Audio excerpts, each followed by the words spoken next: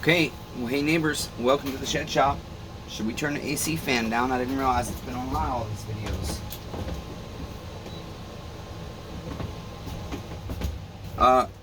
In this video, we're going to talk about this STIHL 038 from the I Have STIHL 064 Fever Neighbors line. Sorry, I don't have any enthusiasm. I'm in miserable pain. My van's blown up because neighbor Blake across the street did me dirty and didn't help me with one bolt, and I couldn't do the job right because of my disability, but I had to do the job because I had no choice, and things have failed. I have this on the board because I spoke to a subscriber. I have not told you guys who it is yet, nor the name, nor the story yet, but this subscriber called me and we were talking about some saws, and he settled on he wanted to purchase the 038. But in all that conversation, we had a lot of conversation about his life, about his trials, about his testimony, and various things like that. And he didn't want his name linked with this story, and that's okay, you know. Some of us, like me, are more open than others. Some people like to stay private. I think sharing our battles helps others, but I don't judge somebody who doesn't share their battles. You know, that being said, neighbor, I haven't seen you commenting on videos lately, and I still haven't received that deposit, and so I haven't started assembling this saw yet, but it's on my bench now, and I'm going to. And so we're going to talk about this saw. I'm going to give you some statistics on it, and some of my plans for it if it doesn't get purchased by the subscriber. If you're watching, neighbor, I'm going to send you a link to this video. Again, I still haven't decided whether I'm simply going to tell people you bought the saw or not tell them who you are and tell your story. You have a say in that if you want. I'm not sure why I haven't received your deposit yet. We spoke again about it. It's been, you know how long it's been. We don't need to go over that. But that being said, basically what I'm going to do is the saw is yours right now. This is your 038, neighbor. Okay? But if I get this thing fully assembled and I get it ready to go out the door and I have not received a deposit from you, it's going to go up for sale. And I'm going to do some different things with it. Well, it's not going to go up. It's either going to go up for sale or I'm going to do some different things with it. Depends on if somebody wants to buy it for a high price. Because the price I gave you was very low compared to the market. But you're my subscriber, and you support me in your comments and everything else and sharing your story. And so, you know, I wanted to give you a good deal on the saw and let the saw be yours. With that, neighbors, let's go ahead and talk about this 038.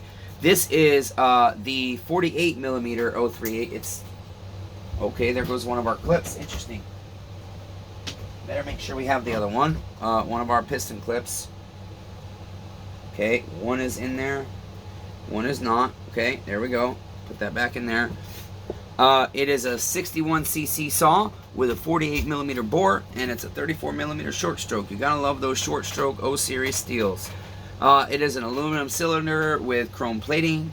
I have not decided if I think I want to run a 320 grit ball hone in this just a little bit, just to deglaze it a little bit, as they say. This is a piston ported intake. It's a 15-pound power head, and the ignition timing is with stock set at 2.3 to 2.7 millimeter before top dead center. We're going to do a base gasket delete. We're going to change that by like 20 thou. The points gap, you guys don't really need that, but if you need it, if you have this saw, it's 0.035 to 0.040 millimeter. Recommended bar length. You'd be surprised that STIHL actually recommends from a 16 all the way up to a 32 inch for this 61cc chainsaw. Do you see the torque behind the O series saws that allows them to run extra stuff? Okay, so with that, really, I'm just going to turn you around and show you where the saw's at, what I need to do, what I plan to do if the saw is not purchased by the subscriber, and what I plan to do if it is purchased by the subscriber nonetheless. And let's do that. And then the chainsaw redeemer is going to go in, and because I've been barely able to work, my bills are behind, and I'm going to try and figure out who the hell I'm going to pay and who the hell I'm going to pay a minimum to. It's probably going to be all minimums. and hopefully we can pay everybody the minimum, and we can get hit with a couple $100 more of interest this month. That's what I'm paying in credit card interest right now, unfortunately. All of this time not working. I went from like $60 a month to over $200 a month in credit card interest because I'm not making money, because I can't work, because I hurt, and because things keep going wrong. You see Nathan's 041 over there in the background. Yeah, that thing won't start. It ran when he brought it to my shop. I've rebuilt it and done a lot to it, but it's got a China motor, and I told him one try, and if anything goes wrong with that motor, I'm done. It's got a cheap China motor. I've got Derek's 390 down here. The motor blew on, and Highway is sending me a replacement because that was unfortunately a defective top end. But you know what? Hey, they're making it right. We understand things happen in the manufacturing process. When you're making thousands and thousands and thousands and thousands of these, not everybody's going to give a shit about their job. And also, machines mess up, things get dirty, things happen. My whole thing is just make it right. And they are. They said, we're happy to send you the replacements. What models was it? And verify your shipping information. I said, hell yeah, that's what's up. And also, thank you, Jesse, at bluesaws.com. Neighbors, go over there if you need some parts. I don't have a ton of parts. I don't love sending somebody to my competitor, but he's not my competitor. He's actually a supplier for me, and he's also, so far, a decent human being to me. He checks in on me, sees how I'm doing, checks if I need anything, and I don't mean parts-wise. He's checking on me as a human being, and I really appreciate that. He's a hard-working man, it seems like. He gives me good prices on my parts, and when I messaged him, hey neighbor, I'm so sorry, these Highway top ends, he said, don't even worry about it. He says, the quickest way is, here's the email. He's given me the direct contact to Highway, which I've been trying to get for years, and I could easily try and start giving him more competition on the market selling Highway, but I told him he can keep that headache. It's hard enough trying to sell Meteor with all the competition out there and the cutthroat business this is.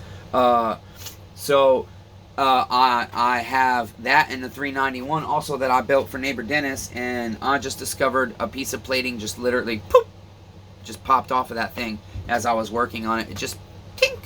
And I was like, what the hell was that? I put my camera inside and a piece of plating just popped right off. And so that one would not idle, and I did find an air leak the second time around. The first time around, I diagnosed it, no air leaks or nothing, everything was fine, but the saw wouldn't idle, and then that piston did the same exact thing Derek's did, okay, in the same exact spots, even though it's a 391 top end. And so, did I miss some burrs somewhere? I don't know, but I shouldn't have to deburr a top end or deburr a piston. Occasionally you do. I always inspect. I encourage you, if you buy them from me, I try and inspect them for you before I send them out, and if I do see burrs, I try and let you know, hey, I deburred this just a tiny bit right here, and I'll mark it with a permanent marker if I know you know how to work on saws, so you get to do it yourself. But you get little burrs built up right here from the machines every once in a while, and it's hard. I mean, to sit here and inspect this, you miss stuff like this little nick right here needs to be sanded out and smoothed out. This is a used piston. This came out of the saw, one owner saw, but that needs to be fixed. Will it kill the saw?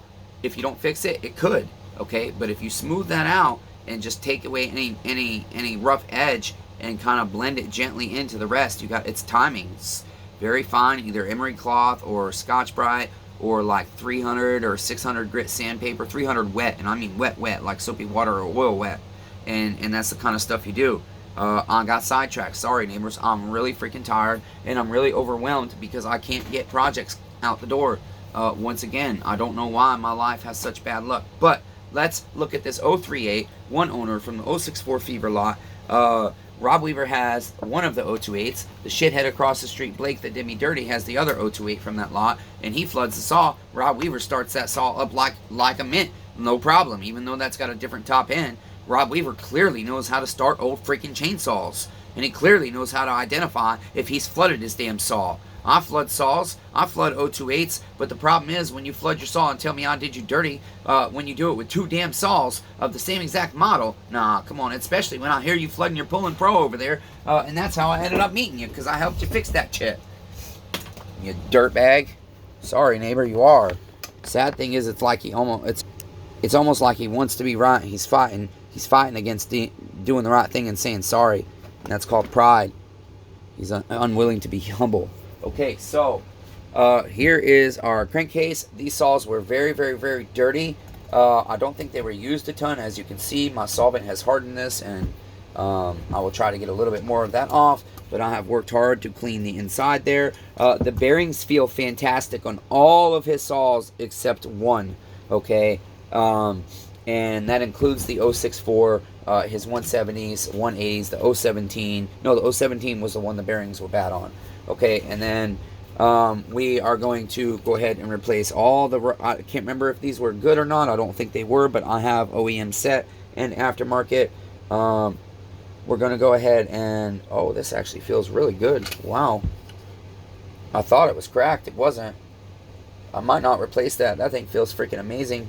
Okay, I'm not going to replace that. That feels really, really strong. But any rubbers, obviously, you guys, you know I replace. That will 100% get replaced.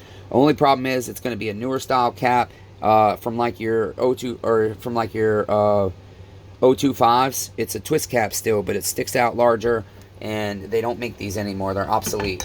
Next, we have our aluminum chrome-plated cylinder. It looks really good inside. I need to finish cleaning the combustion chamber. My first step tonight will probably be to go ahead and put the piston on and just dry fit this and check squish to ensure we won't have any issues with a base gasket delete. Then we are going to put in an aftermarket tank vent with some good fuel line and this duckbill. And then we will do an aftermarket fuel line. They no longer make the OEMs, but the aftermarkets I get are really good. And so if you guys need any of these parts, please let me know. I can sell you this stuff. Or I can tell you if Jesse has it or not. Okay, and that's bluesaws.com. You guys remember, he's a decent guy. And so, again, he has seen my videos where I blatantly say this. I only know so far the information I have in my relationship with him. I can't say he always does good business. I can't say he's always a good person. I don't know. But what I can tell you is my dealings with him have been 100% positive thus far. And when I've told him, hey, Jesse, you know your website has this price on it. That's really high. And if he thinks it's high, he has said, yeah, shit, man, I don't know why it was that high. I've changed it. Okay, so if you think his price is high, tell him. And he'll look at the market. He'll look at what he paid for it. And if he can give you a lower price, he will. If he can't, he's going to tell you, sorry, I'm unable to. Okay, the other thing I'd like to do is I'm going to go ahead and do this muffler. This is the muffler here. We have this baffle in here, okay? And then it goes through the baffle and it comes out these gills right here. Deep six that shit, Rob Weaver. Okay, but here is, if he does not pay for this saw, subscriber neighbor that said he was sending deposit on the saw, I'm going to go ahead and either seal that and put two pipes in the front coming out like this, or I might add a pipe here coming out like that, and then potentially do a dual port after I run it and see what I think. But basically, we are not putting that baffle back in this muffler. That is insane. If we do open up with a pipe right here, I probably will put a screen in it. But as for now, all we're doing is saying 100% we're eliminating the baffle. Okay, I have to rebuild our carburetor. This is a Tillotson, so I believe it will be an RK. It is an HK. HK. So it's damn, I thought that was an RK23 kit. It might be, I don't remember. But when I do the carburetor, if I get footage for you guys, I will tell you what carb kit you need. And then if you guys want to come over here, you can see we just have the rest of our parts. Everything is clean, ready to go. I usually leave side covers unless they're really bad, then I paint them. I know a lot of guys that paint just to make it look pretty, and then the paint's coming off on you. I don't like doing that. If I can't paint it, sit down and take the time to paint it right, like this. This has been sanded, sandblasted, which I don't do very often because I don't have a cabinet. And then I have primed it with high temp 2K primer, and then 2 light coat, and finished with 2 wet coat. And then I will end up 3-stage baking that. And then obviously it's just the rest of our parts. So this has currently just this mesh filter. I will include, whoever buys this, I will include this filter just because it's the original to the saw probably. Knowing this guy, he never bought nothing new. He just fixed this shit or cleaned it or rednecked it. I like it. But the inside of his stuff was very good. He was a machinist and an engineer and stuff. So I have an aftermarket from our Chino neighbors that will hopefully fit that. And then I think I told you about this neighbor. I don't remember. We're going to try and plastic weld that and sand it a little bit. I probably will paint this cover, but I will do it with an adhesion promoter so that the plastic paint actually sticks. And that is basically it, you guys, on this. Oh, and the final thing is the recoil. This is where I was going to start. I didn't, but I can't find my Oregon rope, and I only use this in small chainsaws. It's aftermarket rope. It's good, but I don't want to use it in this saw because this is going to be a high compression saw, and so I'd rather use better rope, and the Oregon rope is thicker. It's also size 2. This is a thicker rope. It has Oregon rope on it now, I believe, because usually the Oregon rope is the blue, but it is stiff, and even though it's very strong, I don't think it would break. I'm concerned about using stiff used rope like that that's dried out, because if a guy floods a saw and gets pissed off, he's liable to rip that apart. So, and I hate it because I hate wasting. Like, I feel this rope and it's so strong. And I have so much rope that I have piling up because it's like I just hate throwing it away when it's good. But I don't usually leave wearable stuff on the chainsaws unless it's in really, really good condition. If this wasn't stiff, I'd most likely 100% use this. Okay, but I think that is it, you guys. Here's the rest of our hardware. Should we look at our other AV mounts real quick and see what they're like? I know our intake boot was good on this. It's strong, it's not stiff, and it's not really, really squishy. Good condition. This rubber is cracked, so 100% replace that. That has to be replaced. It will probably still be good and have some life in it, but I don't reuse stuff like that. I just don't, unless I'm trying to do a low budget saw. Sometimes people catch me in the middle of a build and I'm like, well, this is this and this and this and this, and if you want to save money, that's how I can help you save money, because AV mounts are not the end of the world. And then the final one is this one, and these are almost always broke. Okay, so guess what though? I've bought refurbished saws that have that right there because they didn't want to spend $24 on an OEM rubber, but that's what that cost, $24.99 plus tax most places. Fortunately, I buy lots when I can find them, and so I have just about 2 of these left.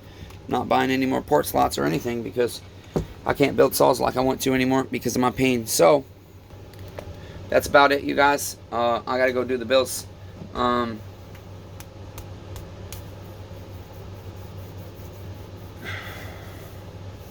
Thank you for all your support. I am trying very hard, you guys. Again, I'm not quite sure why my luck is so terrible that the most astronomically unlikely things happen. Even when I sit down and meticulously do a saw, it's like a guy can't run a business if he's got luck that's so bad that only 6 out of 10 saws work out. It's not working for me. When I have to redo an 041 3 or 4 times to find problems, especially when it had a Chino motor when it came in, and I was very against it, keeping the motor, but it's not my saw. Normally I won't do Chino motors, Highway or Meteor, that's it. No Dukes, no Little Red Barns, none of that stuff. I don't trust them. You know, I just don't. I've used them before, and you're gonna charge me over $100, and 6 months later my chit's blown up, and you're gonna blame it on me? No, I didn't blow my chit up. No. And then, you know, it's like Derek's MS390. Bless his heart for paying me extra money, even though his saw is under warranty. But it's got to sit here and wait. But I built that saw, okay, and then it went well, and I ran it through a tank, and then he had an issue with it, and then I rebuilt it again, had more issues, so I rebuilt it again, but I had to put a different piston in it, and now we have to go back and replace the whole top end when our new Highway top end comes in. Thank you again to Highway for making it right and telling me they're going to send me a new top end. Thank you to Jesse at bluesaws.com for helping me make sure that the little guy that can't afford to just buy a new top end gets taken care of when his parts are defective. So at least we have that going for us. Listen, neighbors, I don't know. We're not stardust, but where the fuck is Jesus? You know, where's the healing? Where's the love? Where's the redemption? Where's the comfort? Where's the protection? Where's the safety? Where's the knocking it will be open? Where's call out and I will answer? Where's asking it will be given? Where's the promise to cleanse the filthiness? Where is all that? I'm really struggling to see it. And I just can't understand certain things. And I don't mean I don't understand when I read the Bible what it's saying. What I can't understand is I know what it says, and I don't see it active in the world. I just don't. And no matter what anybody wants to say, to me, when I think about some of the things that are allowed to be done by the devil according to the Bible, it's by the king's authority. And even if it's not, you can blame the devil all you want, but he created the devil, and so fine, protect me from the devil like you promised. But when those things don't happen, you can blame a person and say it's sin in their life. Well, I'm here to tell you right now, I don't give a shit. You don't stop loving your child because they're shitty. If you do, you're not a good parent. Sorry, not sorry. And so for me, you can say, oh, that's in a humanly perspective, and we could go in circles for hours and hours and days and years, neighbors. You don't know where I've been with my prayer life and everything else, and fasting and everything else for the past several years. The only other thing I can say is, if I'm in this kind of fucking darkness, well, I guess it's for a reason, and I really fucking hope eventually he shows the fuck up. Maybe it's for one of you guys. Maybe my life is this horribly fucking shitty to help one of you. I still think it's bullshit. Sorry, love you, but damn. If I knew I had to suffer for you, it'd be easier. Just suffering with silence, without comfort, without any light, ever. Hard, neighbors. Real hard. We'll keep going with the YouTube in the best way we can. But again, it'll be less saws. But I want to port you guys. I want to do the occasional chainsaw, the occasional rough, hard project that I have to do around my house and bring it to you so that you can do it yourself instead of pay somebody. And you know, just different stuff. But this kind of grind on the saws is killing me. I don't want to take customer stuff anymore. I want to set up a system where I'll take y'all's stuff and we have a full process of what the saw goes through. I don't want to do just a simple small engine fix-its. For my neighbors that are established, I've told them, until my hands don't work no more, my customers, current customers, I'm here until these don't work no more for you, okay? But as far as new customers, you won't have to go through a lot if you want to work on your chip. That's the bottom line, because I'm miserable, my body hurts, I can barely work, I can't even do my own stuff. I barely have my pump house started, and winter's closing in on us fast. And that being said, remember, say it with me. I hear you, damn it. Y'all haven't been saying it. Say it with me. Be kind to one another. Everyone is facing a battle. I want to keep saying I love LA billion of you, even though I suck at it, goddammit. Do I? Trying to figure it out. Till next time, neighbors.